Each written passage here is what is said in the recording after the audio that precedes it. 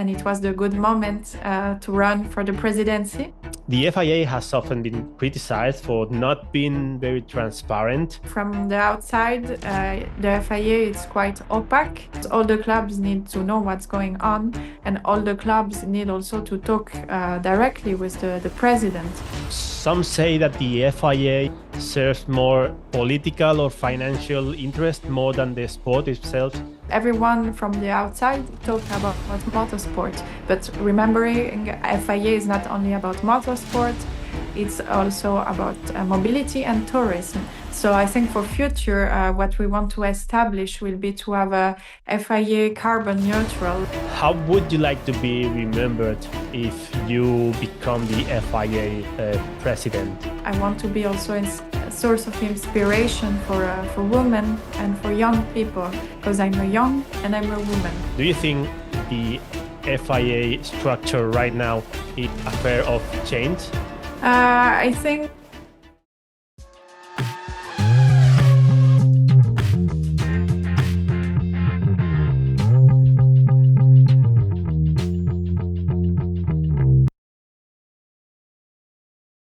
Hello and welcome to a new episode on the Formula World podcast. And today we have a very special guest, Laura Villars, the first ever woman to present a candidature for the FIA Presidency. Welcome, Laura. How are you? Hi, thank you very much to welcome me. I'm very good, thank you. Well, we want to know, I guess that we all want to know what made you make this step forward in your career. You have been a racing driver, you are an entrepreneur, and why did you decide to present this candidature to the FIA Presidency? As you mentioned, I'm a racing driver. So as I was in the motorsport since many years, I could have talked with many people about FIA, what's going on, what are the change we want to make as drivers around. And also I'm part of mobility clubs, for example, in Switzerland. And I was always very surprised at how good organized they are, and really check deeply what was going on into this. And I had the opportunity to meet the good people around me, and we decided to talk about ideas, what can we afford to FIA, and it was very important for us. And it was the good moment to run for the presidency, and we decided to announce it now. Mm-hmm. And once you share the news on social media, because that's a boom, Yes. what was your first thought with the reaction of people, drivers, personalities in motorsport world? I was very happy to have good support. I received many messages from all around the world. I really wanted to thanks everyone for all of this wonderful message, very positive things, and very happy that people like my new vision of this old institution that is FIA. Yes, very happy.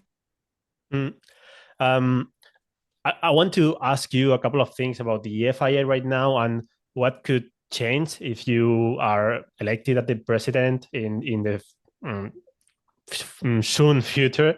About transparency, the FIA has often been criticized for not being very transparent, especially in the recent years. So how would you approach this issue if you are elected? Yes, effectively, from the outside, the FIA is quite opaque. So what we wanted and what we talking with clubs, because FIA is part of many clubs around, more than 240 clubs, so that are sports clubs and mobility and tourism clubs. I want to establish an audit committee that is going to check what's going on FIA, and of course created like a published dashboard of subsidies to get accessible for all the clubs around the world, because all the clubs need to know what's going on, and all the clubs need also to talk directly with the president. Even if you are a smaller club, I want to be able like to talk with me. Yeah, this is very important, and more democracy around. This is what I want to defend. Mm-hmm. Because some say that the FIA serves more, at least in the recent years, serves more political or financial interest more than the sport itself. So, how would you make people change that perception from the FIA? Because it's been quite controversial in the past. So, how would you approach this as well?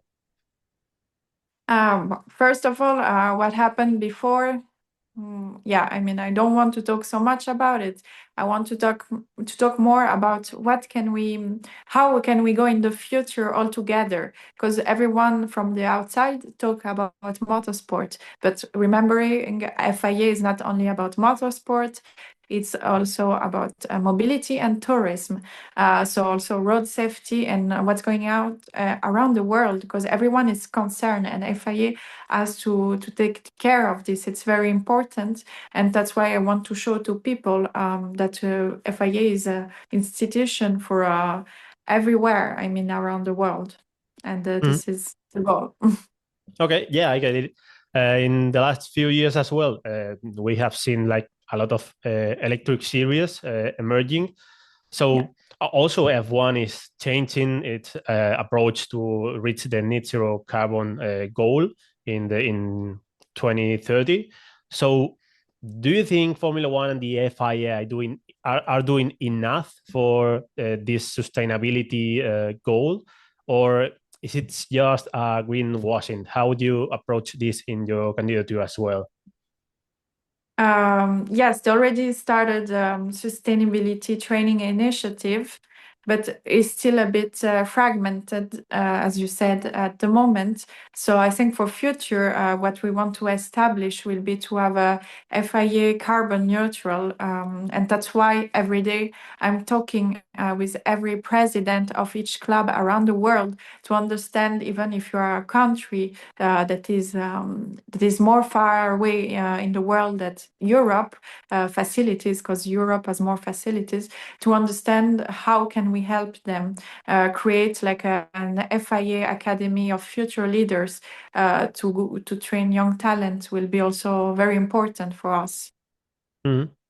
Yeah, because regarding what you have just said, young talent, young audience as well, F1 and motorsport, and yeah, the FIA environment are living a global boom with streamings, with Netflix documentaries, with new venues, also in different series, and a very young audience. So, how would how should the FIA adapt to this new trend? While keeping the spirit of motorsport and mobility. Yeah, I mean, now FIA has already an FIA university that if you are around motorsport, you can train into these courses. It has been developed, but I think we will need to develop it more. That is about mobility and about motorsport. Motorsport also needs to have opportunity for young talented. As young driver, I saw how difficult it was sometimes. Also, like motorsport is very, very expensive. How to continue to pay to go through. I mean, we want to open an academy to support young talented driver also, and selected around 25 talented driver that can be women or men, but just everything will be about talent. For women, I remember that now we already have Girls on Track and Rising Stars program, but we need to develop this, and it's a very important thing because yeah, I mean, I'm also here to support drivers that I talk with in motorsport world, and I know how difficult it is. Mm-hmm. And because we have seen this these programs in the past and in recent years growing a lot, even with some series like the F1 Academy, for example, and similar championships, trying to help women, in this case, to get more involved in the motorsport as drivers and other roles in the teams as well, and the structure of the championship. Do you think there's still room for improvement in these kind of initiatives in the motorsport, like in talking to integrating new profiles of people? Yes, of course, there is a door to take. Also, we have the chance to have now all those big medias around the Formula One. Also, another audience that is quite younger, and also the audience for women increase. And I think to develop also. Because now we have Formula 4 with the F1 Academy for young female drivers, but to still develop the opportunity to go for Formula 3 and Formula 2 for them to get opportunity like every man to have the same thing, same program. And now it's very, very important, and it's now the time to continue to develop this. Yeah, but there's a big handicap as well in this growth as a driver, which is the budget. Feeder series are very expensive. Drivers need a lot of support from their own budget or from sponsors. So how would you approach this big issue that everyone is struggling with in early stages of their careers to make it more accessible for talent, as you were mentioning before? Mm-hmm. Yeah, we want to create like a motorsport fund with around 20 annual scholarships around the world to launch this young academy for all kind of drivers, female and male. I mean, everything will be based on talent, and we want to introduce this transparency also for drivers, because it's not because you will have a certain amount of money that you can go through the steps to run for Formula One or other category. Everything will be based on talent. Mm-hmm. Okay, I think it's pretty clear what your candidature is about.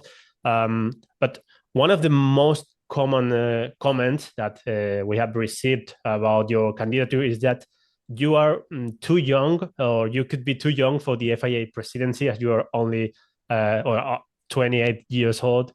What would you say about this?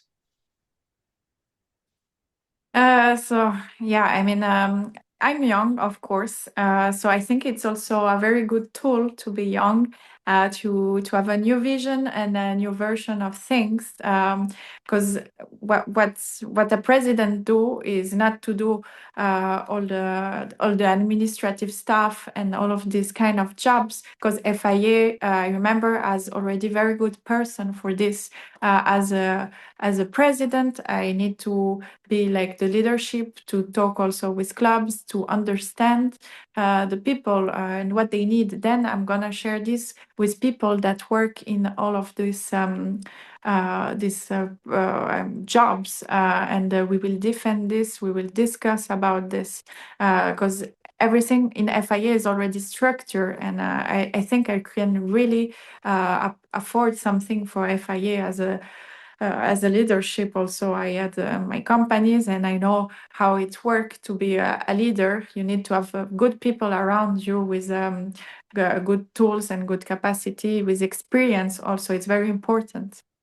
Yeah, because I think that's the main point.